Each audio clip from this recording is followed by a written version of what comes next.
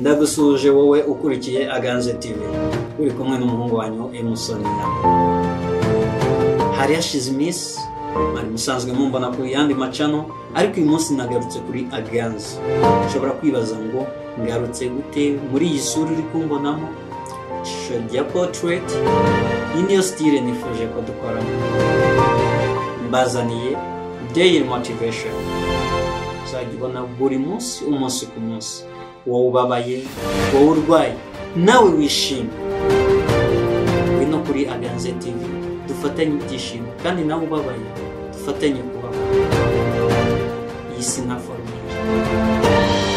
Motivation yanjye izaba ifite hashtag ya muhabura. Wowe uzakunda motivation zanjye za buri munsi, uzajya ujya muri comment tubwire uko wabyakiriye, kandi niba wifuza ko hari ikindi twavuga tuzabisige muri comment. Benshi bagiye bizera ibintu, bagiye babeshya bimwe na bimwe. Ushobora kwibaza ngo ibyo ni ibiki?